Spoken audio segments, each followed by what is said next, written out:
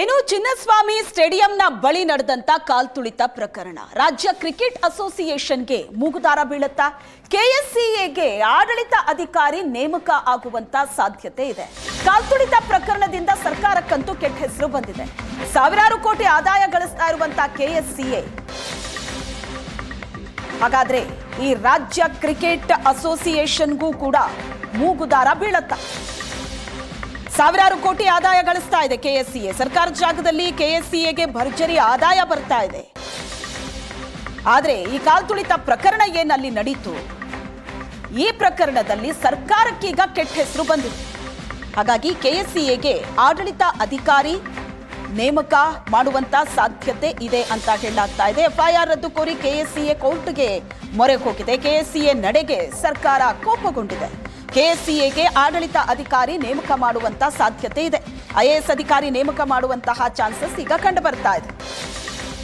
ಸಾಕಷ್ಟು ಕಾರಣಗಳಿದೆ ಕೆಎಸ್ಸಿಎಗೆ ಆಡಳಿತ ಅಧಿಕಾರಿ ನೇಮಕ ಯಾಕೆ ಮಾಡಲಾಗ್ತಾ ಇದೆ ಅಂತ. ಕಾಲ್ತುಳಿತ ಪ್ರಕರಣ ಸರ್ಕಾರಕ್ಕಂತೂ ಕೆಟ್ಟ ಹೆಸರು ಬಂದಿದೆ.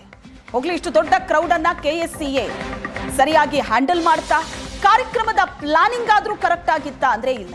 ಕೊನೆ ಕ್ಷಣದ ತನಕ ಟಿಕೆಟ್ ಹೇಗೆ ಡಿಸ್ಟ್ರಿಬ್ಯೂಟ್ ಮಾಡಬೇಕು ಅನ್ನೋದೇ ಬಹಳ ದೊಡ್ಡ ಕ್ವೆಶ್ಚನ್ ಇತ್ತು. ಫೈನಲಿ ಫ್ರೀ ಟಿಕೆಟ್ ಅಂತ ಹೇಳಿ ಗೇಟ್ ಓಪನ್ ಮಾಡಿದಾಗ ಜನ ನುಗ್ಗಿ ಬಂದ್ರು.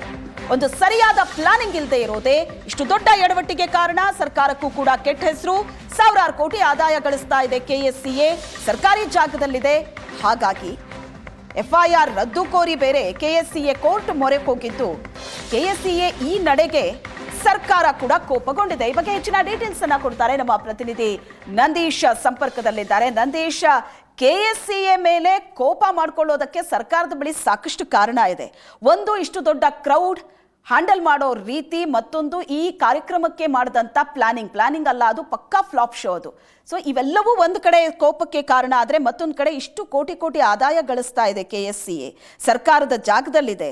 ಇಷ್ಟು ದೊಡ್ಡ ಅವಾಂತರ ನಡೆದ ನಂತರ ಎಫ್ಐಆರ್ ರದ್ದು ಕೋರಿ ಕೋರ್ಟಿಗೆ ಅರ್ಜಿ ಹಾಕತ್ತೆ ಅಂತ ಅಂದ್ರೆ ಇವೆಲ್ಲ ಸರ್ಕಾರದ ಆಕ್ರೋಶಕ್ಕೆ ಕಾರಣ ಆಗಿರೋದು. ಹಾಗಾಗಿ ನೇಮಕ ಆಗತ್ತಾ ಕೆಎಸ್ಸಿಎ ಆಡಳಿತಾಧಿಕಾರಿ?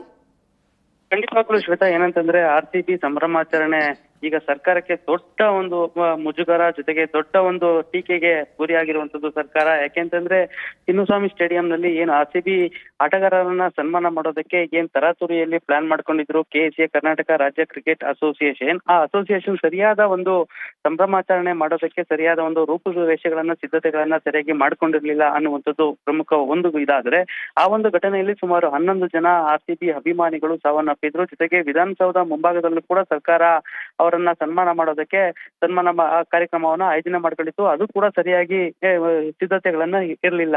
ಇದೀಗ ಏನು ಎಫ್ಐಆರ್ ಅನ್ನ ಹಾಕಿದ್ದಾರೆ ಕರ್ನಾಟಕ ರಾಜ್ಯ ಕ್ರಿಕೆಟ್ ಅಸೋಸಿಯೇಷನ್ ಮೇಲೆ, ಅದನ್ನ ರದ್ದು ಕೋರಿ ಈಗ ಕೋರ್ಟ್ಗೆ ಮೊರೆ ಹೋಗಿದೆ. ಹೀಗಾಗಿ ಸರ್ಕಾರಕ್ಕೂ ಒಂದು ರೀತಿಯಲ್ಲಿ ಮುಜುಗರ ತಂದಿರುವಂತದ್ದು. ಹೀಗಾಗಿ ಕರ್ನಾಟಕ ರಾಜ್ಯ ಕ್ರಿಕೆಟ್ ಅಸೋಸಿಯೇಷನ್ ಅಲ್ಲಿ ವರ್ಷಕ್ಕೆ ಸಾವಿರಾರು ಕೋಟಿ ರೂಪಾಯಿ ಆದಾಯ ಬರುತ್ತೆ. ಜೊತೆಗೆ ಸರ್ಕಾರಿ ಜಾಗದಲ್ಲಿ ಈ ಒಂದು ಕ್ರಿಕೆಟ್ ಸ್ಟೇಡಿಯಂ ಇದೆ. ಸರ್ಕಾರಕ್ಕೆ ಇದರಿಂದ ಯಾವುದೇ ತರಹ ಒಂದು ಲಾಭ ಕೂಡ ಬರ್ತಾ ಇಲ್ಲ. ಹೀಗಾಗಿ ಈ ಒಂದು ಘಟನೆಯಿಂದ ಎಚ್ಚೆತ್ತುಕೊಂಡಿರುವಂತಹ ಸರ್ಕಾರ ಈಗ ಕರ್ನಾಟಕ ರಾಜ್ಯ ಕ್ರಿಕೆಟ್ ಅಸೋಸಿಯೇಷನ್ಗೆ ಆಡಳಿತಾಧಿಕಾರಿ ಅಂದ್ರೆ ಐಎಎಸ್ ಅಧಿಕಾರಿಯನ್ನ ಆಡಳಿತಾಧಿಕಾರಿಯಾಗಿ ನೇಮಕ ಮಾಡೋದಕ್ಕೆ ಚರ್ಚೆಗಳು ಮತ್ತೆ ಸಿದ್ಧತೆಗಳನ್ನ ಈಗಾಗಲೇ ಸರ್ಕಾರದ ಹಂತದಲ್ಲಿ ಮಾಡ್ಕೊಳ್ತಾ ಇದ್ದಾರೆ ಅನ್ನುವಂತ ಒಂದು ಮಾತು ಕೂಡ ಕೇಳಿ ಬರ್ತಾ ಇದೆ. ಯಾಕೆಂತಂದ್ರೆ ಸಾವಿರಾರು ಕೋಟಿ ರೂಪಾಯಿ ಆದಾಯ ಬರುತ್ತೆ, ಜೊತೆಗೆ ಟ್ಯಾಕ್ಸ್ ಕೂಡ ಬರುತ್ತೆ. ಹೀಗಾಗಿ ಇದಕ್ಕೆ ಯಾಕೆ ನಾವು ಇದನ್ನ ಒಂದು ಸರ್ಕಾರದ ನಿಯಂತ್ರಣಕ್ಕೆ ತೆಗೆದುಕೊಳ್ಬಾರ್ದು ಅನ್ನುವಂಥದ್ದು ಕೂಡ. ಯಾಕೆಂತಂದ್ರೆ ಮೊನ್ನೆ ನಡೆದಂತಹ ಘಟನೆ ಏನಿದೆ, ಸರ್ಕಾರಕ್ಕೆ ಒಂದು ದೊಡ್ಡ ಮಟ್ಟದಲ್ಲಿ ರಾಷ್ಟ್ರೀಯ ಮತ್ತೆ ಅಂತಾರಾಷ್ಟ್ರೀಯ ಮಟ್ಟದಲ್ಲಿ ಒಂದು ಕೆಟ್ಟ ಹೆಸರು ಬಂದಿರುವಂತದ್ದು. ಯಾಕೆಂತಂದ್ರೆ 11 ಜನ ಅಭಿಮಾನಿಗಳು ಸಾವನ್ನಪ್ಪಿದ್ದಾರೆ. ಜೊತೆಗೆ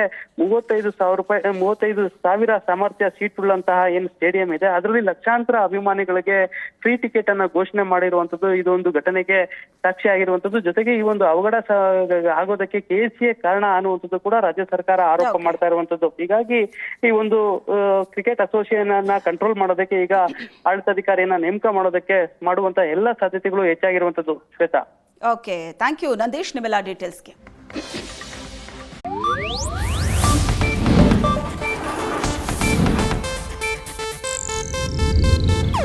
ಇದು ಏಷ್ಯಾನೆಟ್ ನ್ಯೂಸ್ ನೆಟ್ವರ್ಕ್ ಪ್ರಸ್ತುತಿ.